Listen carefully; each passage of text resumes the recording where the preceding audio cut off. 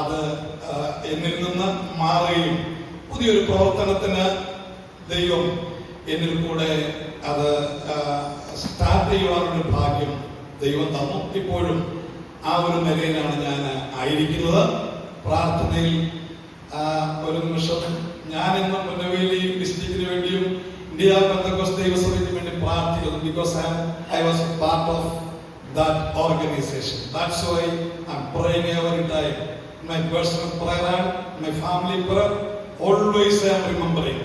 നമ്മുടെ എല്ലാ പ്രവർത്തനങ്ങളെ സഭയെ ഓർത്ത് ഞാൻ പ്രാർത്ഥിക്കുന്നുണ്ട്.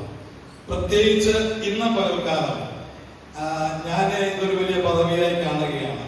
ഞാൻ 27 വർഷമായി പാസ്റ്ററായിട്ട് പുന്നവേലി സഭയുടെ എല്ലാ പ്രവർത്തനങ്ങളെ കുറിച്ചും പല ദേവദാസന്മാര് എന്നെ പേഴ്സണലായിട്ട് പരിചയമുള്ള പലരും ഇവിടെ ഉണ്ടായിരുന്നു. എന്നാൽ ഇങ്ങനെ ഒരു വേദി ആരും ഇതുവരെ തന്നിട്ടില്ല. ഒരു പ്രാർത്ഥനയ്ക്ക് ക്ഷമിക്കുകയോ അല്ലെങ്കിൽ ഇങ്ങനെ ഒരു മെസ്സേജ് പറയാനുള്ള ഒരു ഭാഗ്യം, അങ്ങനെയുള്ള പരിചിതരായിരിക്കുന്ന കർത്തൃദാസന്മാർ പലരും പല സമയങ്ങളിൽ ഇവിടെ ശുശ്രൂഷിച്ചിട്ടുണ്ട്. അന്നൊന്നും എനിക്ക് ഈ ഒരു അവസരം കിട്ടിയിട്ടില്ല. എന്നാൽ ഇതൊരു ഭാഗ്യമായി I consider it is a great privilege in my life. അതിന്റെ എല്ലാ നന്ദിയും കടപ്പാടും സ്നേഹവും ഞാൻ ജോർജ് പാസ്റ്ററിന് നൽകുകയാണ്. അദ്ദേഹത്തോട് എനിക്കൊരു കടപ്പാടുണ്ട്. അത് പറഞ്ഞ് ഞാൻ ദൈവവചന ശുശ്രൂഷയിലേക്ക് പ്രവേശിക്കാം എന്നാണ് ഞാൻ ആഗ്രഹിക്കുന്നത്. അദ്ദേഹത്തോടുള്ള കടപ്പാട് എന്താണെന്ന് ചോദിച്ചാൽ, നമ്മുടെ ഈ പാൻഡമിക് കൊറോണ സമയത്തിന് തൊട്ടു മുമ്പുള്ള ആ വർഷം ഞാനും ജോർജ് പാസ്റ്ററും ഒന്നിച്ച് സൗദി അറേബ്യയിൽ ഒരു കർത്തൃദാസന്റെ കൂടെ കുറച്ച് ദിവസം ഒന്നിച്ച് പാർക്കുവാനുള്ള ഒരു ഭാഗ്യം ഞങ്ങൾക്കുണ്ടായി. അന്ന് അദ്ദേഹം മാവേലിക്കരയിൽ ഒരു സഭയിൽ ശുശ്രൂഷിക്കുന്ന സമയത്താണ്. ഞങ്ങൾ അവിചാരിതമായിട്ടാണ് അവിടെ വെച്ച് കണ്ടുമുട്ടിയത്, പരിചയപ്പെട്ടു.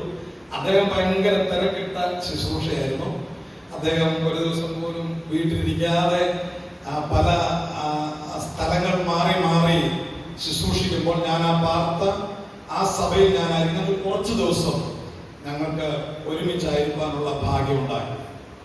ഇപ്പൊ ജോർജ് പാസ്റ്ററെ കുറിച്ച് അവിടെ എല്ലാവരും പറയുന്നു, എല്ലാവരും ഇങ്ങനെ ഓരോരുത്തർ പറയുന്ന കാര്യം ഒരു വലിയ പ്രവാചകനാണ് എന്ന് അവിടെ എല്ലാവരും പരക്കെ പറയുന്നുണ്ടായിരുന്നു.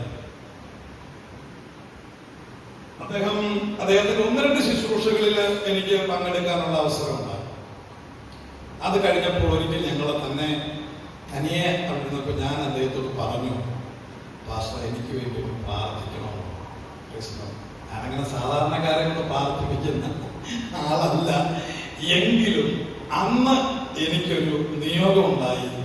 ഞാൻ ജോർജ് പാസ്റ്റർ പറഞ്ഞു, പാസ്റ്റർ എനിക്ക് വേണ്ടി ഒന്ന് അല്പസമയം നമുക്ക് അല്പസമയം പ്രാർത്ഥിക്കാം. എന്നോട് എന്തെങ്കിലും ദൈവാലോചന ഉണ്ടെങ്കിൽ പറയണമെന്ന് ഞാൻ അദ്ദേഹത്തോട് പറഞ്ഞു.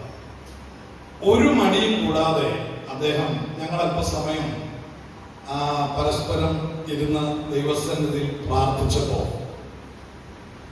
പ്രാർത്ഥന കഴിഞ്ഞപ്പോ അദ്ദേഹം എന്നെ കുറിച്ചൊരു വെളിപ്പാടുകൾ. അപ്പൊ സാധാരണഗതിയിൽ ഞാൻ ഇക്കാലത്തെ പ്രവാചകന്മാരെ ഒരു സംശയദൃഷ്ടിയോടെയൊക്കെ വീക്ഷിക്കുകയും അതിനെ ഹിതപരിശോധന ചെയ്യുന്ന ഒരാളാണെങ്കിലും അദ്ദേഹം എന്നോട് പറഞ്ഞു, ഷാജി പാസ്റ്ററെ ഞാനൊരു വെളിപ്പാട് കാണുന്നു. ഞാൻ ചോദിച്ചു എന്താണ് ഇത്? ചോദിക്കുമ്പോഴും എൻ്റെ മനസ്സിലെ പല ചിന്തകളുണ്ട്. എന്താണ് പാസ്റ്ററെ? അദ്ദേഹം എന്നോട് പറഞ്ഞു, നിങ്ങളെ ശ്രദ്ധിക്കാൻ വേണ്ടിയാണ് പറയുന്നത്. അദ്ദേഹം എന്നോട് അന്ന് പറഞ്ഞു, ഷാജി പാസ്റ്ററെ എന്നെ ആദ്യമായിട്ടാണ് അദ്ദേഹം കാണാൻ. എന്റെ വീട് എവിടാന്ന് അറിയത്തില്ല, എന്റെ നാട് എവിടാന്ന് അറിയത്തില്ല, ഒന്നും അറിയത്തില്ല. അദ്ദേഹം എന്നോട് പറഞ്ഞു, ഞാൻ ഒരു വെളിപ്പാട് കാണുന്നു. ഞാൻ എന്താ പാസ്റ്ററെ? പാസ്റ്റർ ഇപ്പോൾ പാർക്കുന്ന വീട് അത് പൂട്ടിയിട്ട്, പാസ്റ്റർ ആ വീട്ടിൽ നിന്ന് വെളിയിലിറങ്ങി ആ വീട് പൂട്ടിയിട്ട് ചെരുപ്പിട്ട് മറ്റൊരു പുതിയ വീട്ടിലേക്ക് പ്രവേശിക്കുന്നതാണ് ഞാൻ കാണുന്നത്. സത്യത്തിൽ സാറ ദൂത് കേട്ട് ചിരിച്ചതുപോലെ ഞാൻ ഉള്ളത്തിൽ ചിരിച്ചു. ഇങ്ങനാണല്ലോ പലരെ ദേവദാസന്മാര് പ്രാർത്ഥിച്ച് ഇങ്ങനെ വെളിപ്പാടൊക്കെ കണ്ട് ദൂത് പറഞ്ഞ് ഇങ്ങനെയാണല്ലോ പറയുന്നതെന്ന് സത്യം പറയാം. എന്തിനാ രാവിലെ ഉപവാസ പ്രാർത്ഥന നമ്മൾ ഇരിക്കുകയാണ്. വാസ്തവത്തിൽ ഞാൻ ആ ദൂത് എന്ത് ചെയ്തില്ല, പൂർണ്ണമായി വിശ്വസിച്ചില്ല. പക്ഷെ നല്ല ദൂതായതുകൊണ്ട് എനിക്കത് ഇഷ്ടപ്പെട്ടു. എന്തുവാ, പഴയ വീട് പൂട്ടി ഒരു പുതിയ വീട്ടിലേക്ക് പോകുന്നു എന്നുള്ളത് നമുക്ക് ഹൃദയസ്പർശിയായ ഒരു നല്ല കാര്യമായതുകൊണ്ട് ഞാൻ അതിനെ ഏറ്റെടുത്തെങ്കിലും എന്റെ സാഹചര്യം, അന്നത്തെ സാഹചര്യം നോക്കിയാൽ ഒരിക്കലും സാധ്യമാകാത്ത ഒരു സംഭവമായിട്ടാണ് എന്റെ മുൻപിൽ ആ ദൂത് അങ്ങനെ നിന്നത്. എന്റെ ഹൃദയത്തിലെ ശുശ്രൂഷയ്ക്ക് അനുഭവത്തിന്റെ ഇടയിൽ എന്റെ സകല ചിന്താഗതിക്കും വാസ്തവത്തിൽ ഒരു വിരാമം കൽപ്പിക്കുകയും ദൈവവചനത്തോടും ദൂതിനോടും പ്രവചനത്തോടും ആലോചനയോടും കൂടുതൽ ആത്മാർത്ഥത പുലർത്താൻ ദൈവം എനിക്ക് സഹായിച്ചത് ജോർജ് കുട്ടി പാസ്റ്റർ എന്ന കർത്തൃദാസന്റെ ഒറ്റ വെളിപ്പാടാണ്. അല്ലെങ്കിൽ ഞാൻ ആരെ കുറിച്ച് ഇങ്ങനെ പറഞ്ഞു, ഞാൻ ഇദ്ദേഹത്തെ തിരക്കി നടക്കാത്ത സ്ഥലമില്ല. പ്രൊഡ്യൂസറോ ഇത് എവിടെയാണെന്ന് പോലും എനിക്ക് അറിയാൻ കഴിഞ്ഞില്ല. അതൊന്നും കാര്യങ്ങളെ കുറിച്ച് പിന്നീട് സംസാരിക്കാൻ പറ്റി. ഞാൻ പറഞ്ഞു വന്നത്, എനിക്ക് ഇവിടെ പലർക്കും അറിയാം, ഞാൻ മുണ്ടത്താനത്തു നിന്നാണ് വിവാഹം കഴിച്ചിരിക്കുന്നത്. എനിക്ക് എൻ്റെ വൈഫ് ഒരാളാണ്, അപ്പനും അമ്മയില്ല, സഹോദരങ്ങളില്ല. ആ വൈഫിന്റെ കൊച്ചു വീട്ടിലാണ് പാസ്റ്റർ ദൂത് പറയുമ്പോൾ ഞാൻ പാർക്കുന്നത്.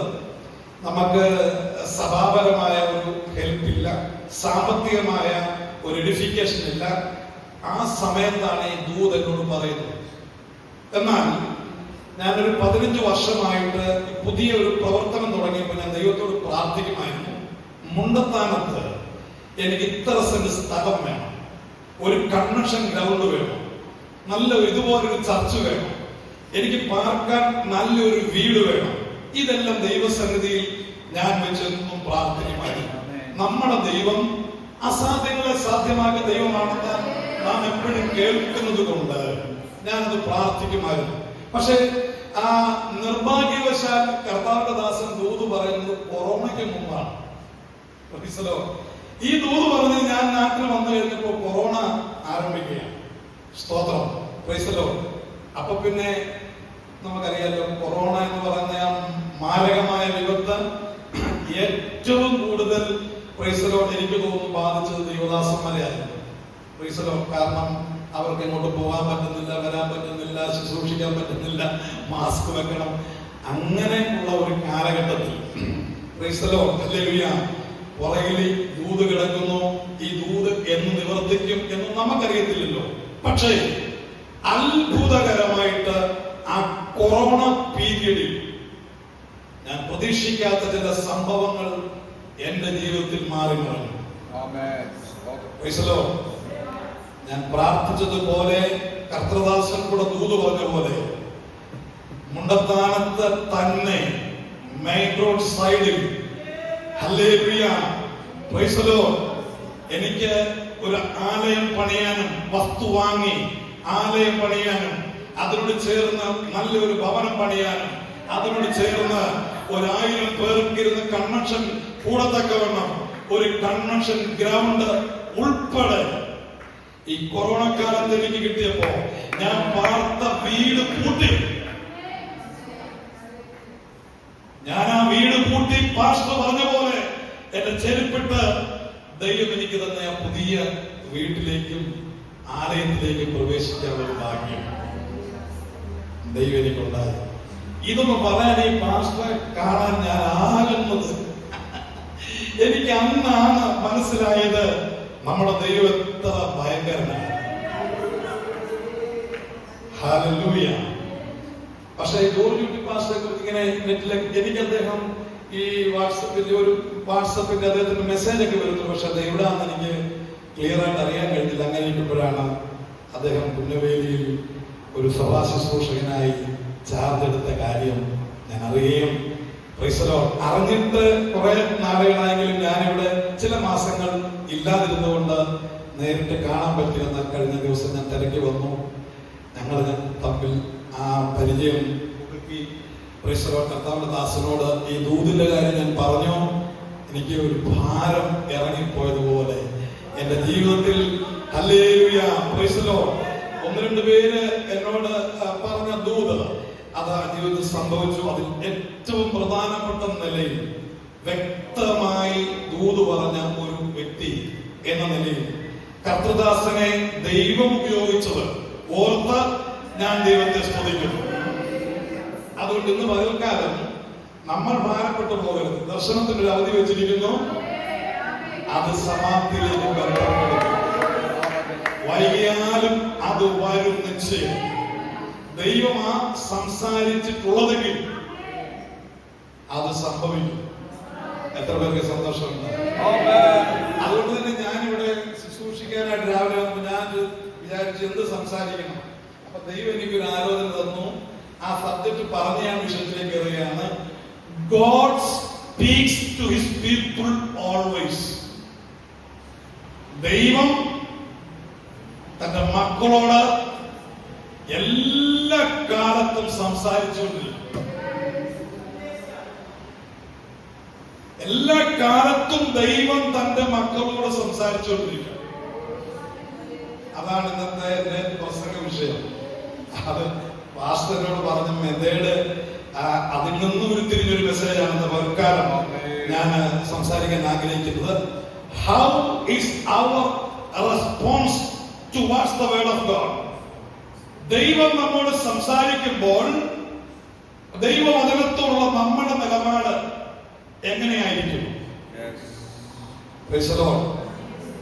പലപ്പോഴും ദൈവവചനം കേൾക്കുമ്പോൾ ഇതെത്ര കേട്ടതാ, എത്ര പ്രവാചകന്മാര് നമ്മളോട് സംസാരിച്ചിട്ടുള്ളതാ, പാസ്റ്റർ ഇതുവരെ ഇതൊന്നും നടന്നിട്ടില്ല.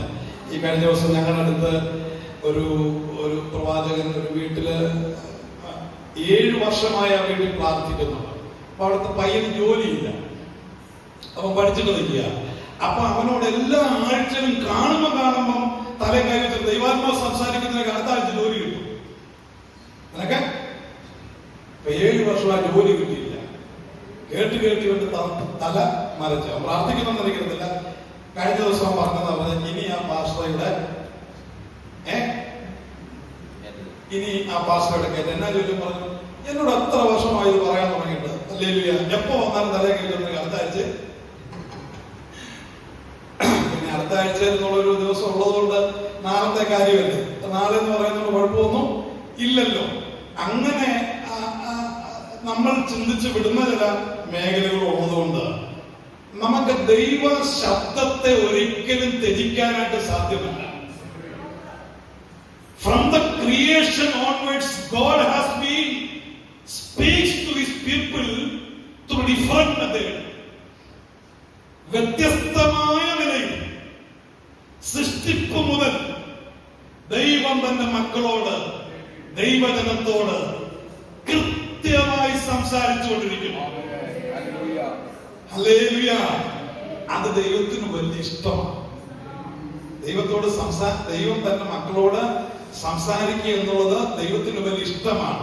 അല്ലെങ്കിൽ ആദാമിനോട് എല്ലാ ദിവസവും വെയിലാറുന്ന സമയത്ത് ഇറങ്ങി വന്ന് അവരോട് ദൈവം സംസാരിക്കുമായിരുന്നു, നേരിട്ട്, ഡയറക്റ്റ്. അതുകൊണ്ടാണ് ഒരു ദിവസം ആദാമേ നീ എവിടെ, നീ എവിടെ? അപ്പൊ ദൈവത്തിന് ആദാമിനോട് നേരിട്ട് സംസാരിക്കുക എന്നത് ദൈവത്തിന്റെ ഒരു ആഗ്രഹവും സന്തോഷവുമായിരുന്നു. ദൈവത്തിന്റെ മക്കളോട് ദൈവത്തിന് സംസാരിക്കണം. സ്വതന്ത്രം. ഇന്ന് പല കുടുംബങ്ങളിലും സംസാരം വളരെ കുറവാണ്. മാതാപിതാക്കളും മക്കളും കൊച്ചുമക്കളൊക്കെ തമ്മിൽ സംസാരം വളരെ കുറവാണ്. അതിന്റെ ഒത്തിരി പ്രയാസം കുടുംബങ്ങളിലും തലമുറകളിലും ഇന്നുണ്ട്. ഈ കാലഘട്ടത്തിൽ നമ്മുടെ കുടുംബത്തിൽ നമ്മൾ സംസാരിക്കണം, കുഞ്ഞുങ്ങളോട് സംസാരിക്കണം, മാതാപിതാക്കൾ തമ്മിൽ സംസാരിക്കണം. Price the Lord. അങ്ങനെ ഒരു കൺവെർസേഷൻ സ്കില്ല് നമുക്കുണ്ടാകണം. അത് ദൈവം ആഗ്രഹിക്കുന്നുണ്ട്. ചിലര് ഒരു ചോദ്യമൊക്കെ ചോദിച്ചു കഴിഞ്ഞാൽ 1 മണിക്കൂർ കഴിഞ്ഞ് മറുപടി പറയും. അപ്പോഴത്തേനും നമ്മളങ്ങ് പോകും. മറുപടി പറയുമ്പോൾ നമ്മളടുത്ത ഈ ക്രിസ്മസുകാര് പാട്ട് പാടാൻ വരുന്നത്. ക്രിസ്മസുകാരെങ്ങനെ ചോദിച്ചാൽ ബഹളമൊക്കെ വെച്ച് തമ്പേരെ കുട്ടി വരും, നമ്മളൊന്നും ഒരു പാട്ട് കേൾക്കാമെന്ന് പറഞ്ഞ് ചെല്ലുമ്പോൾ രസീത് കുറ്റിക്കാരൻ മാത്രം കാണും എന്ന് പറഞ്ഞ പോലെ ചിലരോട് വർത്തമാനം പറഞ്ഞ് ഒന്ന് സംസാരിക്കണമെന്നൊക്കെ ഓർത്താലും അവർക്ക് ഇഷ്ടമുണ്ടെങ്കിൽ അവര് സംസാരിക്കത്തുള്ളൂ. ചിലര് ഒത്തിരി ലേറ്റ് ആയിട്ട് സംസാരിക്കുന്നു. ചിലര് സംസാരം തുടങ്ങിയ പിന്നെ നിർത്താൻ അവർക്ക് അറിയത്തില്ല. കാരണം എൻ്റെ ഒരു ഞങ്ങളുടെ സഭയിലെ മാമ ഫോൺ വിളിക്കുമ്പോൾ ഞാൻ എല്ലാ ദിവസവും പറയും വേറൊരു ഫോൺ വരുന്നുണ്ടെന്ന് പറയും. എന്നറിയാവോ? വിളിച്ച കഴിഞ്ഞാൽ പിന്നെ നിർത്താൻ അറിയത്തില്ല. അങ്ങനെ സംസാരിക്കുന്നവരുണ്ട്. ഞാൻ പറഞ്ഞത് ദൈവം തന്റെ ജനത്തോടെല്ലാം കാലത്തും സംസാരിക്കുന്നുണ്ട്. ദൈവം നേരിട്ട് ആദാമിനോട് സംസാരിച്ചു. എന്നാൽ മോശയ്ക്ക് ദൈവം വെളിപ്പാടിലാണ് മോശയോട് സംസാരിച്ചത്. In the beginning God has created heavens and earth. എങ്ങനെയാണ് മോശയ്ക്ക് ആദി ദൈവം ആകാശവും ഭൂമിയും ഉണ്ടാക്കിയെന്ന് എങ്ങനെയാണ് മോശയ്ക്ക് അറിവ് കിട്ടിയത്? It was through the revelation of Almighty God. ദൈവത്തിന്റെ വെളിപ്പാടിലാണ് മോശയോട് ദൈവം സംസാരിച്ചത്. ഇതെല്ലാം ഞാൻ ഉളവാക്കിയതാണ്. ഹല്ലേലൂയ. അല്ലാതെ പരിണാമത്തിൽ കൂടെ വന്നതല്ല, ബിഗ് ബാഗിൽ കൂടെ വന്നതല്ല, യാതൊരു ഗോളവും പൊട്ടിത്തെറിച്ച് വന്നതല്ല. അങ്ങനെ സംഭവിക്കത്തില്ല. മോശയെ നീ എഴുതണം, ആകാശവും ഭൂമിയും സകല ചരാചരങ്ങളും ഞാൻ സൃഷ്ടിച്ചതാണ്. എത്ര പേര് സന്തോഷമുണ്ട്?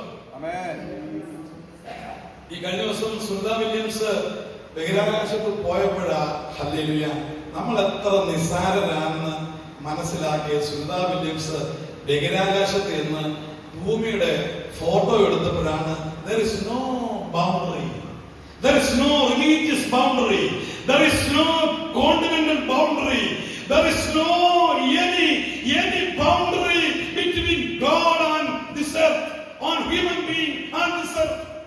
മേളിൽ ഭൂമിയെ നോക്കുമ്പം ഇവിടെ നമ്മൾ വെച്ചുണ്ടാക്കിയ ഒരു വേലിക്കെട്ടുമില്ല.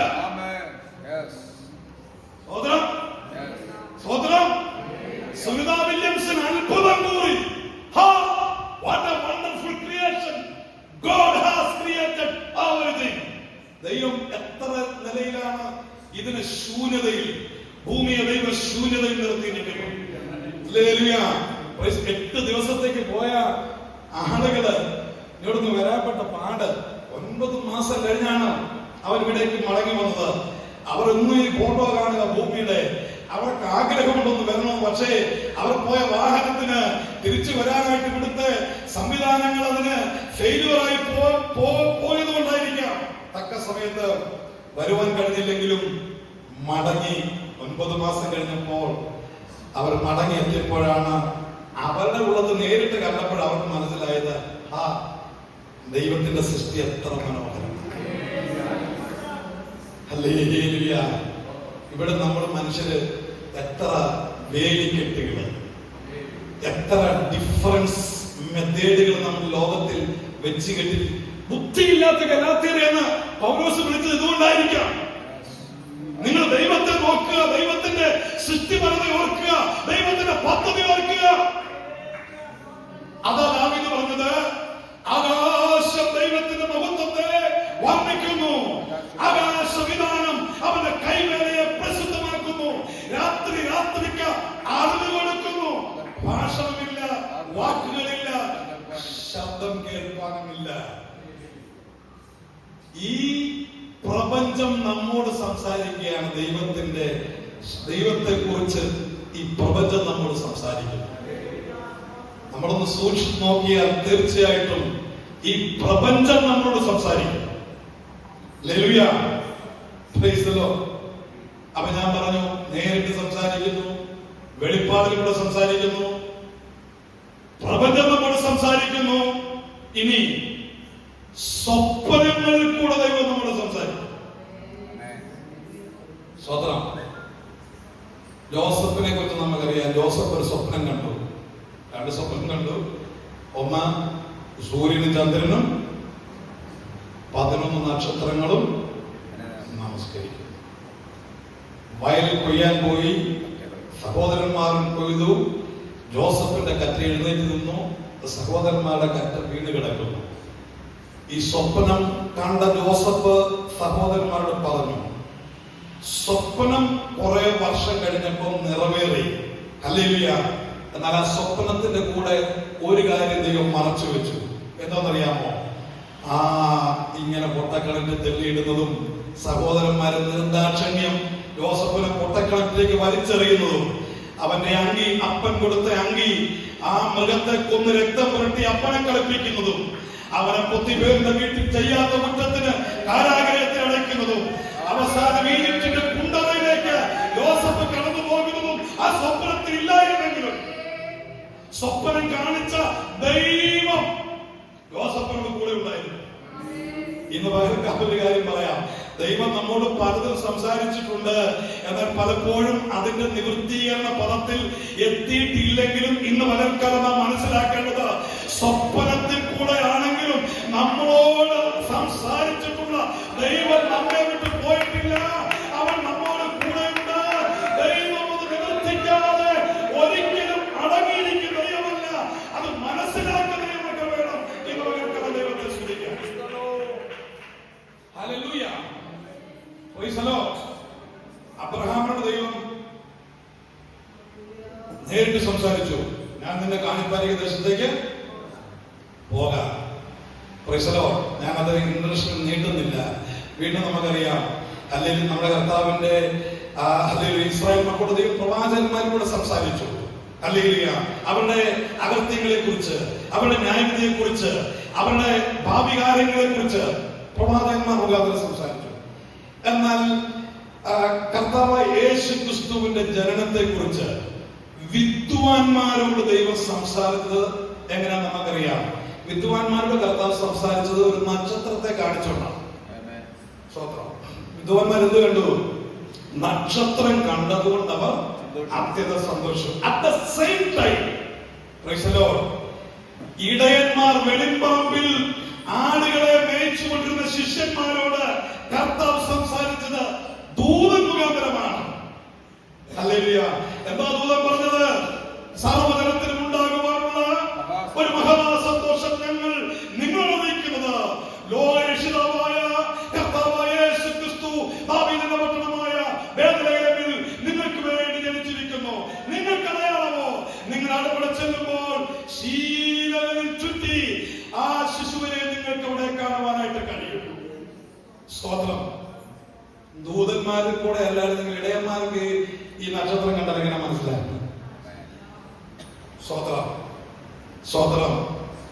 നമുക്ക് മനസ്സിലാകുന്ന ഭാഷയിൽ ദൈവം നമ്മോട് സംസാരിക്കും.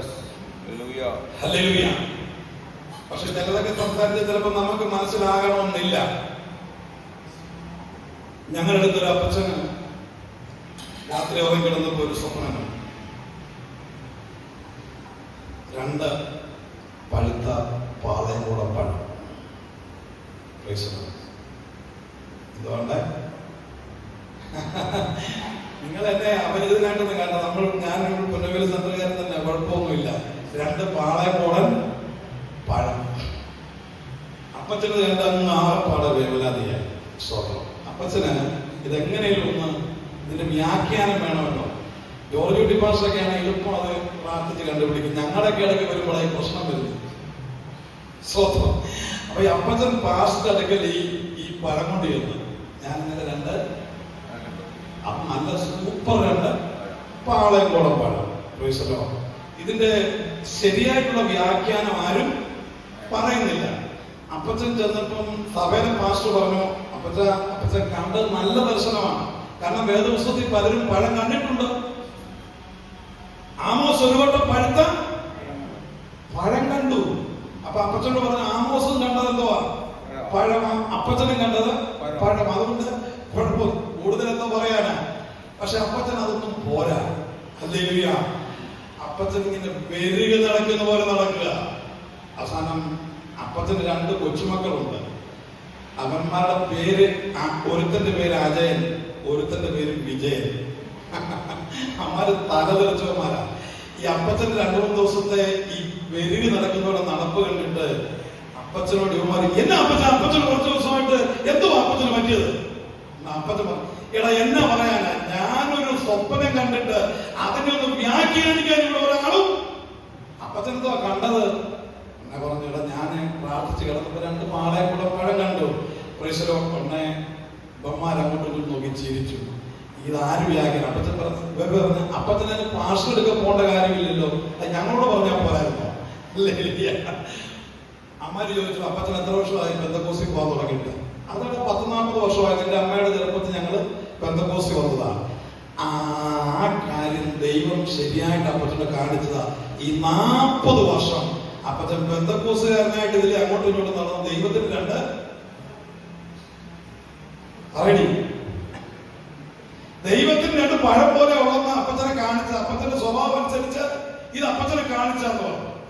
അപ്പോഴാണ് സത്യത്തില് അപ്പച്ചന്റെ ആ ഹൃദയത്തിൽ എരിഞ്ഞു വന്ന ആ ഒരു മനോഭാവത്തിന് ഒരു ശമനം ഉണ്ടാകുവാനിടയായിത്തീർന്നത്. അപ്പൊ അങ്ങനെ ചില കാര്യങ്ങളൊക്കെ മനസ്സിലാകാത്ത രീതിയിൽ ദൈവം സംസാരിക്കുമായിരിക്കും. അത് പിന്നെ ഇങ്ങനെയൊക്കെയുള്ള ആളുകൾ കൂടെ അത് വ്യാഖ്യാനിച്ച് അവരുടെ സ്വഭാവങ്ങളെ കുറിച്ചും അവരുടെ നിലപാടുകളെ കുറിച്ചൊക്കെ സംസാരിക്കുമായിരിക്കും.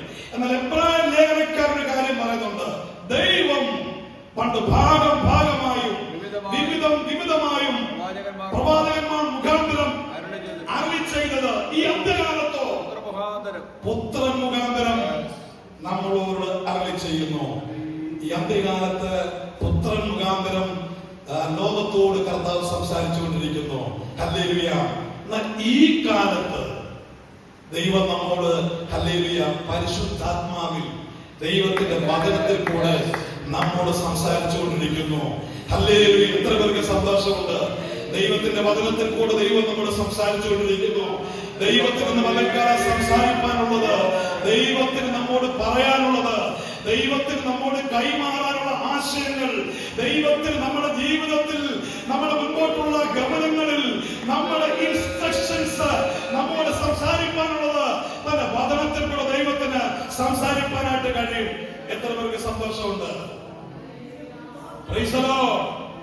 ഇന്ന് പകൽ അങ്ങനെ ഒരു വേദഭാഗം ഞാൻ വായിക്കാൻ ആഗ്രഹിക്കുന്നു. ഹല്ലേലൂയ. Price the Lord. സ്തോത്രം. ജോർജ് ഭാഷ പറഞ്ഞ പോലെ ഒരു പഴയ പാട്ടിന്റെ 4 പാടാൻ ആഗ്രഹിക്കുന്നു.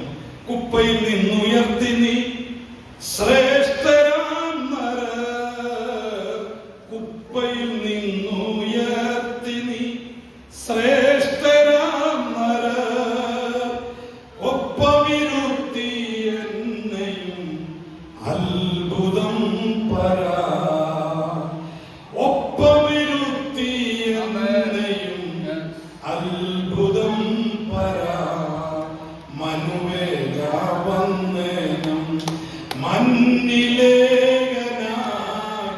മനുജാതിക്കായി വന്നതാ ഉന്നതാധിപാ, എല്ലാ വന്ദനം നിന്ദിതനായി നിസ്സാരനായി നിസ്സഹായനായി,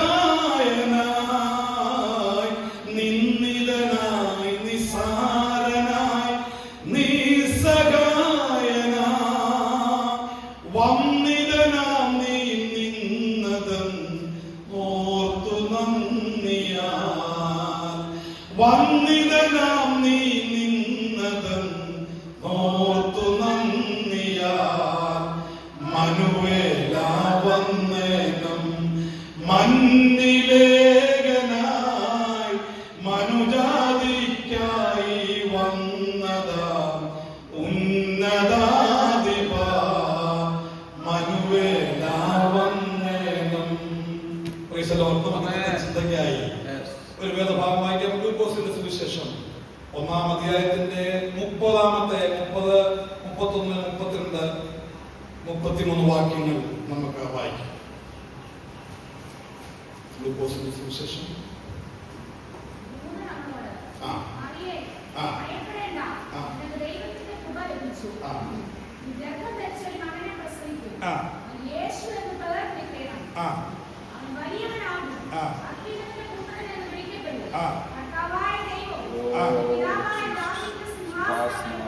മതി. നമുക്ക് എല്ലാവർക്കും സുപരിതമായ വളരെ സിമ്പിളായിട്ടുള്ള ഒരു വേദഭാഗമാണ് ഇവിടെ വായിക്കുവാനായിട്ട് ഇടയായി തീർന്നിട്ടുള്ളത്. നമുക്ക്